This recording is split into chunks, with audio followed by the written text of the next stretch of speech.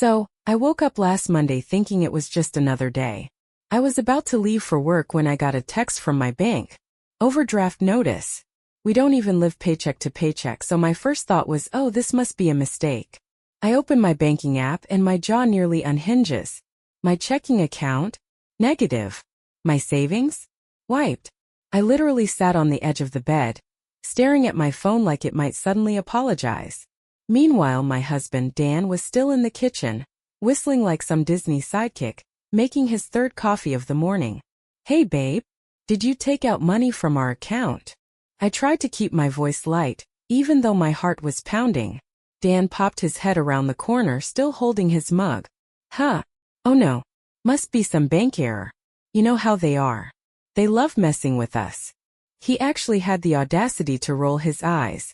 Now here's the thing about Dan. He is the most confident liar I've ever met. It's like he fully believes whatever nonsense he's saying in the moment. And because he says it with such conviction, you want to believe him. But I wasn't stupid.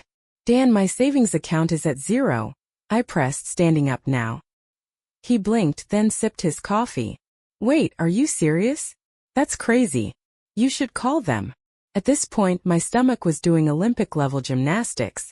But instead of flipping out right then and there, I decided to follow his advice. I called the bank. And that's when the first bomb dropped. There was no bank error.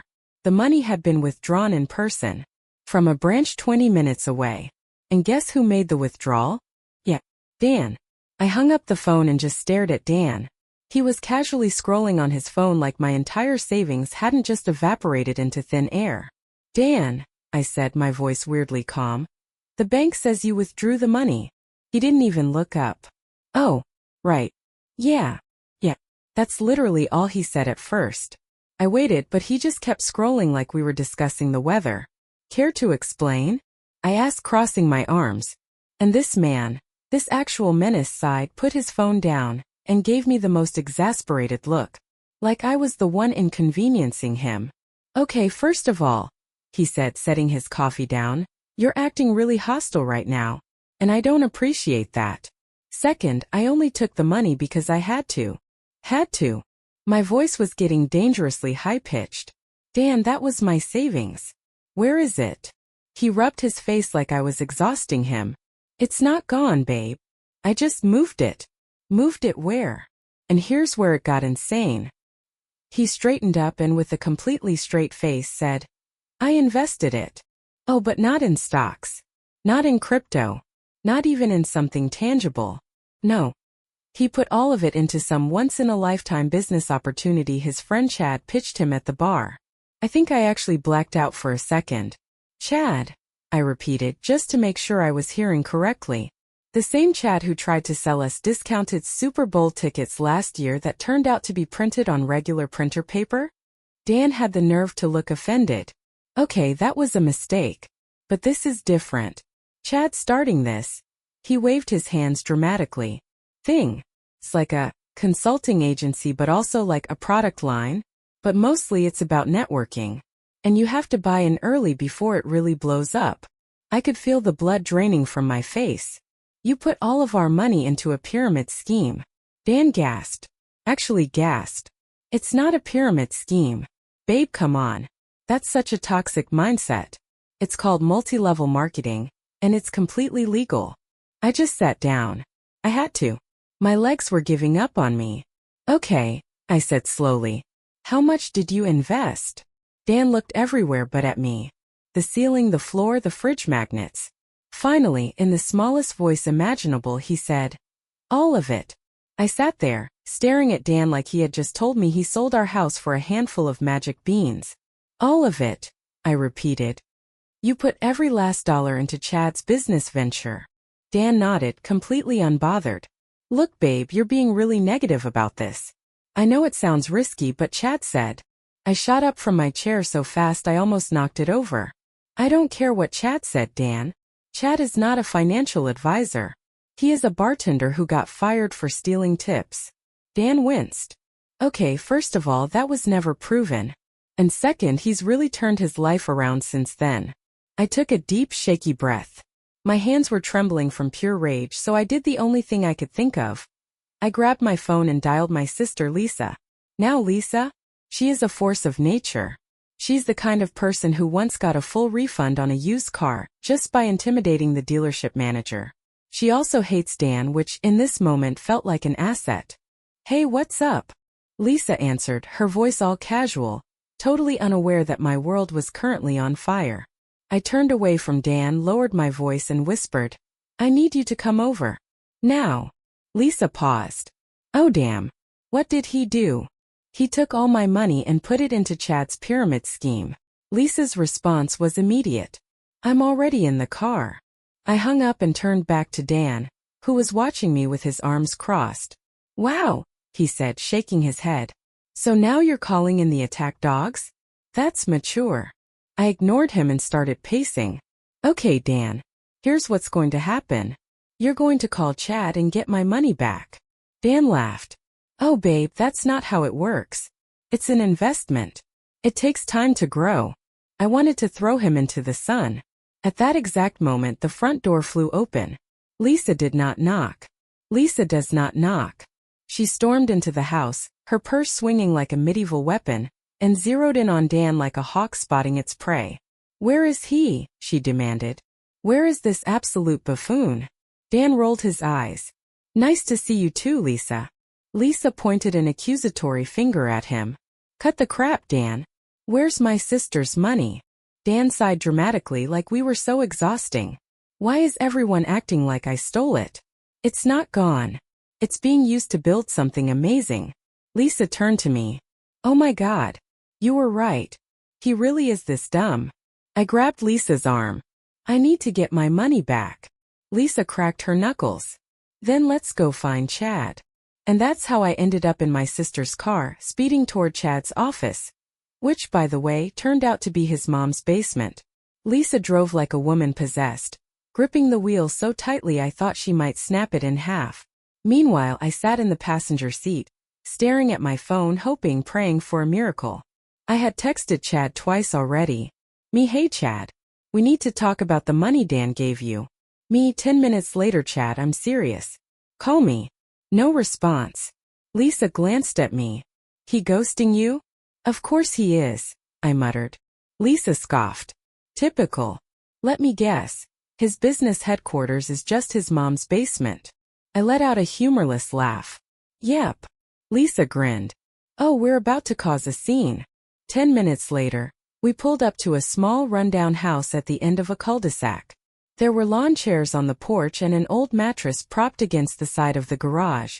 Lisa parked, cracked her knuckles and turned to me. You ready? Not even a little bit. Too bad. We marched up to the door. I knocked. No answer. Lisa knocked harder. From inside I heard rustling. Then footsteps. A second later the door cracked open and there he was, Chad. And he had the nerve to look surprised to see us. Hey. Chad said, blinking. Lisa wasted no time. Give my sister her money back, you greasy little con artist. Chad frowned. Whoa, whoa, whoa. First of all, rude. Second, I don't know what you're talking about. I stepped forward, my hands shaking with anger. Dan gave you all of my savings. I want it back. Now. Chad laughed. Actually, laughed. Okay, first of all, he said, holding up his hands. It's not your money anymore. It's an investment. And you need to trust the process. Lisa lunged forward so fast that Chad physically flinched. Lisa. I started, but she wasn't listening. Chad, she said, her voice dangerously low. Listen to me very carefully. If you don't give my sister her money back, I will call the cops. I will call your mom. I will call Jesus himself. Do you understand me? Chad swallowed. Okay. Let's just chill for a sec. He hesitated, glancing over his shoulder. Let's talk downstairs. Lisa and I exchanged a look. Then, without a word, we followed him. And that's when things got really weird. Because when we stepped into the basement, there were at least 6 other guys down there. And they were all wearing matching t-shirts that said, Chadco. The future is now. And that's when I realized, Dan hadn't just given Chad our savings. He had joined an actual cult. Lisa and I stood frozen at the bottom of the basement stairs, just staring at the scene in front of us. The basement was dimly lit, except for a single ring light in the corner, where a guy with a headset was aggressively live-streaming on his phone. There was a whiteboard covered in nonsense scribbles, including the words exponential growth and manifest your millions, and a huge pyramid diagram drawn in red marker. And then there were the 6 dudes. Each one of them was sitting on a folding chair, wearing matching black t-shirts that said Chadco. The future is now. They all turned to look at us at the same time like some kind of low-budget villain squad.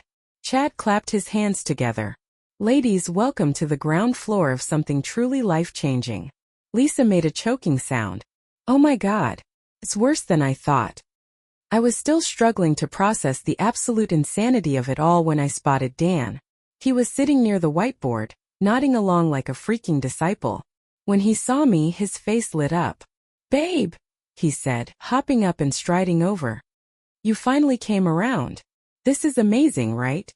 I looked at him, at Chad, at the actual pyramid diagram behind them. Dan, I whispered, you joined a cult. Dan gasped. It is not a cult. It's a revolutionary business model. Lisa turned to Chad. Give her the money back.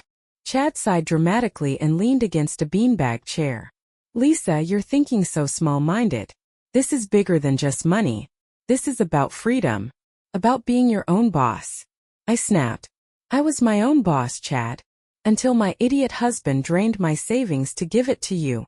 Dan scoffed. Babe, you need to trust the process. Lisa physically cracked her knuckles. Okay, listen up, you collection of human Pez dispensers. We are not leaving until my sister gets her money. So you can either transfer it back now, or I start flipping tables. One of the guys in the t-shirt spoke up. We don't actually have the money anymore. My stomach dropped. What? Chad rubbed the back of his neck. So funny story. We reinvested it. I swear I saw actual stars. Into what, Chad? The basement went dead silent. Then finally Chad muttered. Crypto. Lisa threw her hands in the air. Of course it's crypto. Because why wouldn't it be? I turned to Dan, begging him to understand. Dan, do you see what you've done? You gave our entire savings to a bunch of guys in a basement who invested it in fake internet money. Dan opened his mouth, then closed it. For the first time I saw a tiny flicker of doubt in his eyes. Lisa saw it too. Oh no. Don't backtrack now, dummy. You owe my sister every penny. And if you don't get it back. She turned to Chad. And then she smiled. Lisa only smiles like that when she's about to ruin someone's life. Then I think it's time we call Chad's mom. Chad went pale. Whoa, whoa, whoa, he stammered, holding up his hands. Let's not get parents involved, okay? Lisa pulled out her phone. Oh, I'm getting them involved. She held up the screen. Because guess what? I have her number. And I bet she'd love to know that her basement has been turned into an underground financial crime ring. Chad lunged for the phone. Okay, wait. And that's when everything went completely off the rails. Because right at that moment the basement door burst open. And Chad's mom was already standing there. The basement door slammed open and there she was, Chad's mom. She was tiny but terrifying. Wrapped in a fuzzy bathrobe. Gripping a half-empty can of Diet Coke like she was about to crush it with her bare hands. Her graying hair was in a messy bun. And she had this expression that immediately told me this was not her first rodeo. The whole basement went silent. Chad actually whimpered. Are you kidding me, Chad? His mom snapped, stomping down the stairs. Are you seriously running another one of these stupid schemes in my damn basement? Chad held up his hands in surrender. Mom! Don't you mom me, she hissed. First it was the energy drinks. Then it was those knockoff AirPods. And now it's this pyramid nonsense. Lisa turned to me and grinned. Oh, I like her. I was still standing there, trying to process the sheer absurdity of my life, when Chad's mom turned her glare to me. You, she said, pointing. You're the one whose husband gave Chad all that money, right? I nodded slowly. Yeah. She exhaled sharply through her nose. Unbelievable. Chad, where is it? Chad scratched the back of his neck. Well, we kinda. Where? Is it? I have never seen a grown man fold so fast. Okay. It's tied up in crypto, Chad admitted, shifting uncomfortably. His mother closed her eyes, took a slow deep breath. Then, in the calmest voice imaginable, she said, "Get back." Chad gulped. "I mean, that's not really how crypto works." "Then figure it out, genius," she exploded, smacking him upside the head. "I am done with this garbage, Chad. I am done with you turning my house into a damn scam factory. You are getting that money back, or so help me. I will change the Wi-Fi password and you will be forced to socialize like a normal human being." One of the Chatco guys gasped.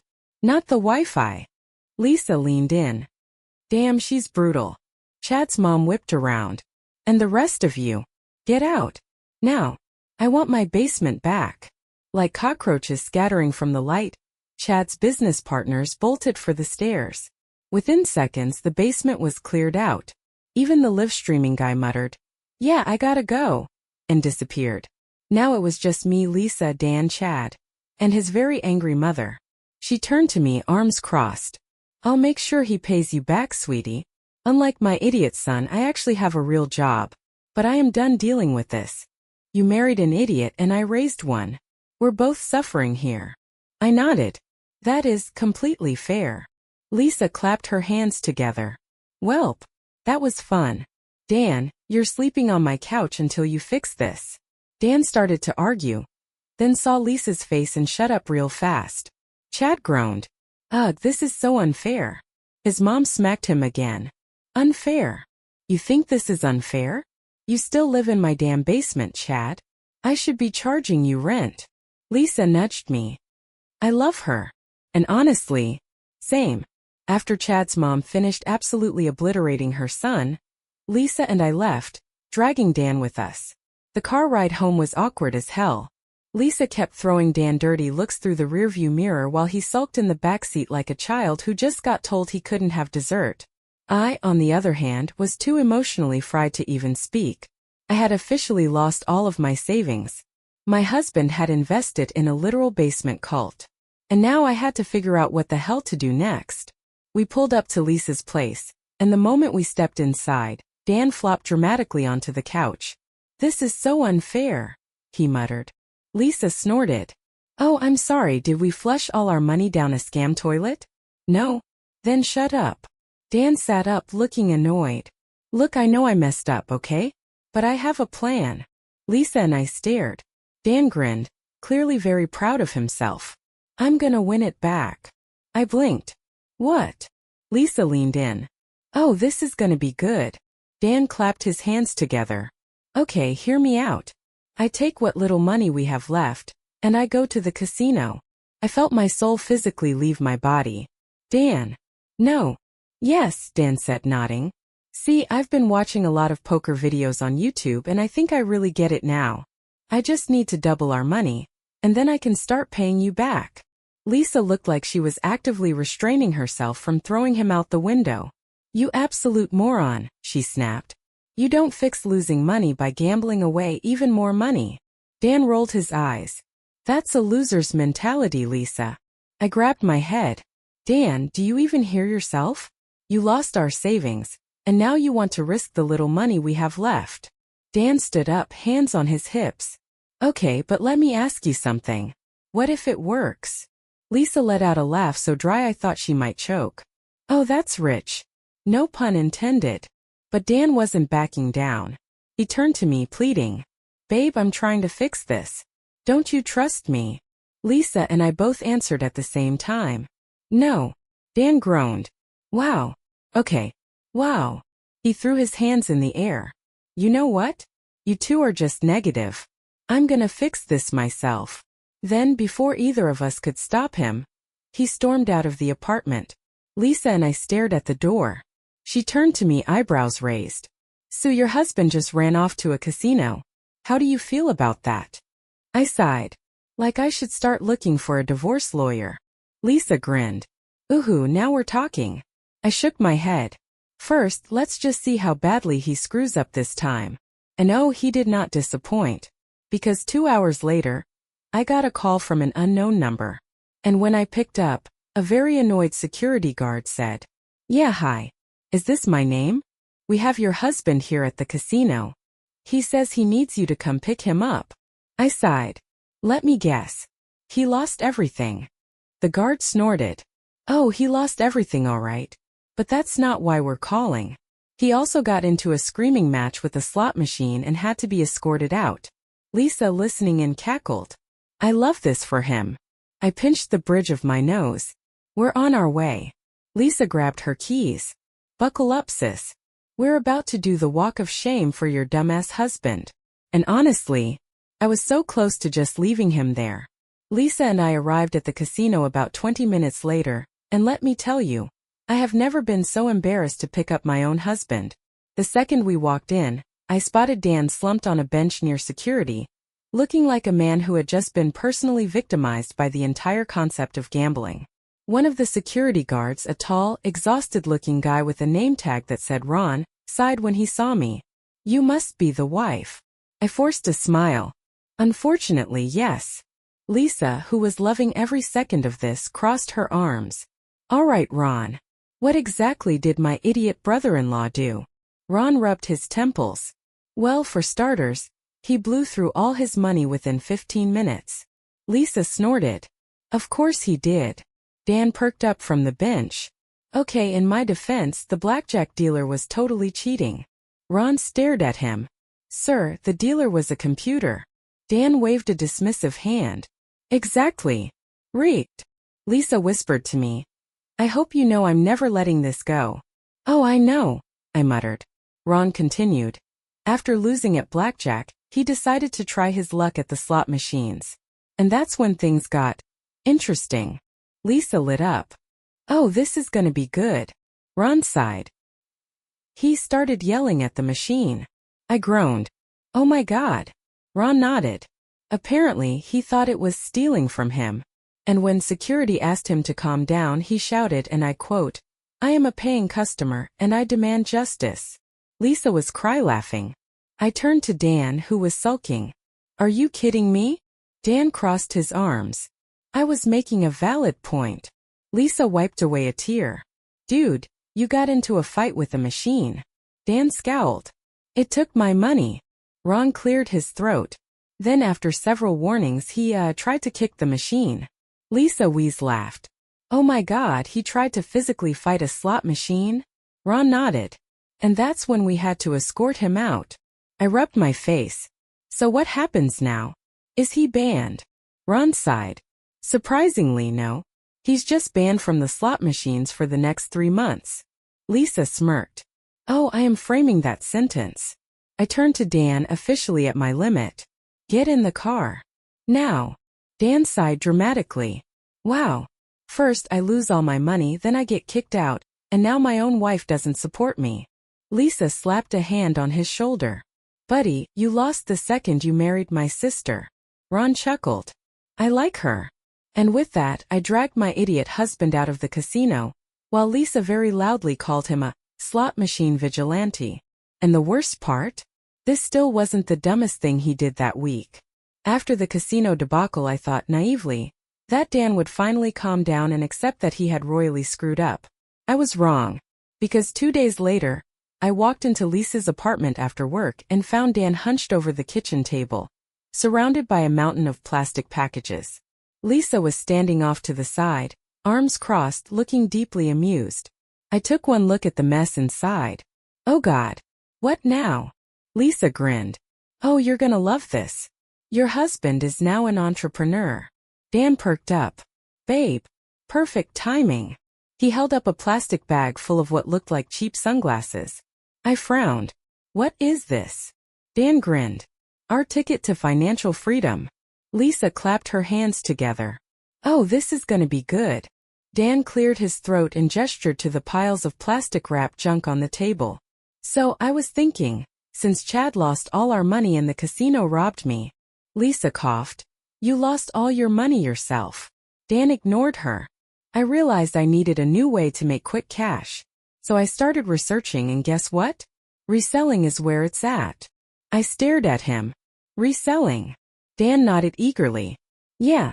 I found this guy online who sells designer sunglasses at wholesale prices. And if I resell them at a markup, we'll make a huge profit. Lisa smirked. Go on. Tell her the best part. Dan beamed. I already bought 500 pairs. I swear I felt my soul leave my body. You bought 500 pairs of sunglasses. Dan nodded like he was the smartest man alive. Yep. And once I flip them, I'll make double what I paid. Lisa snorted. Or now hear me out. You just bought 500 pairs of knockoff sunglasses that no one wants. Dan rolled his eyes. You don't get it, Lisa. This is how people get rich. I picked up one of the sunglasses and turned it over. It literally had a sticker that said made in bulk. Not UV protected. I blinked. Dan, these aren't even real sunglasses. These are plastic party favors. Dan waved a hand. Details, babe. The point is, people love designer sunglasses. Lisa grabbed a pair, put them on, and then immediately snapped them in half with one hand. Dan's face fell. Okay, that one was defective. Lisa wheezed. Dude, you got scammed again.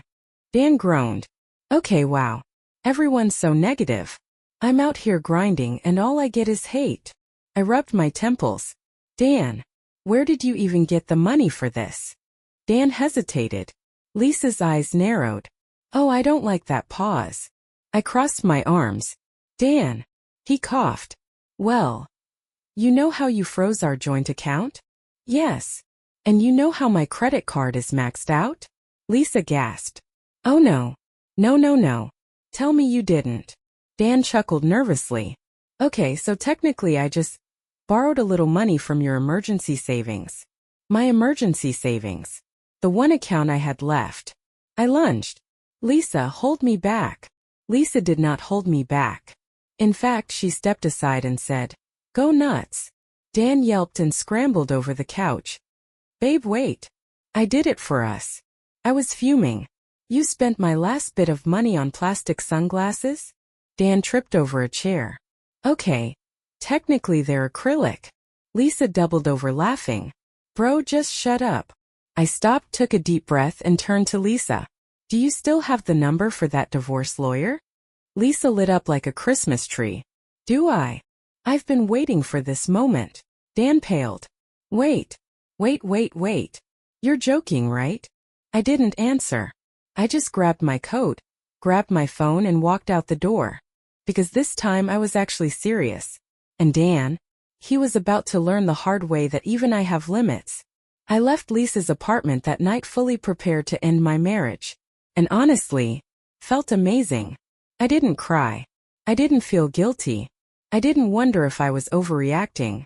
Because after everything, after the pyramid scheme, the casino disaster, and the mountain of useless sunglasses, I finally saw Dan for what he really was.